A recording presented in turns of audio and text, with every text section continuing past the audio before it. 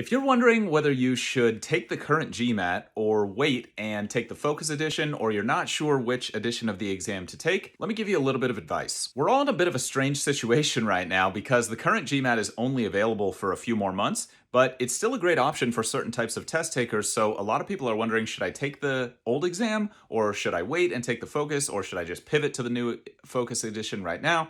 And it can get very confusing. If you're strong in sentence correction and or strong with geometry, you'll want to take GMAT Classic, or the current old version of the GMAT, before the end of January 2024, which is the last date that it's going to be available. The reason for that is simple. On GMAT Focus, the new version of the GMAT, which will be the only version of the GMAT available after January 2024, there's no geometry, or very little geometry. There's some geometry-like questions, but not hardcore geometry the way there is on the current edition, and there's no sentence correction at all. So if you delete those two strengths, that's going to make it harder to excel on the exam probably. Now, another reason to capitalize on the availability of the GMAT Classic is if you are weak in integrated reasoning.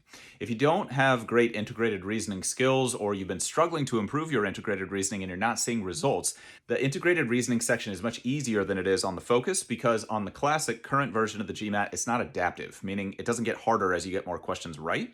Whereas on the new version of the GMAT, the integrated reasoning section is tied to your total score, so it's much more important, and also it feels harder because it adapts to your performance in real time, similar to the current quant and verbal sections. So if you're strong in sentence correction and or geometry, take GMAT Classic. If you're not so great with integrated reasoning, take GMAT Classic as soon as possible. On the flip side, if you're strong with integrated reasoning, or maybe you are comparatively weak in geometry and or sentence correction, then it could be a good time to just pivot to GMAT Focus if you haven't already. This is true even if you've been studying for GMAT Classic for a while, because pretty much all your skills are going to transfer, and we're deleting some of your weaknesses, which just inherently makes the test easier to perform well on. Now, one last tip here that might not apply to you is if you've been struggling with the GRE, particularly the vocabulary section, and a lot of people are taking the GRE for business school these days, then now could be a great time to take a GMAT Focus practice test, because it has a lot of the same skills that you've been using to prepare for the GRE, but no vocabulary at all. Conversely, if you're weak with vocabulary, or you're not so great at memorizing things, then you're definitely going to want to stick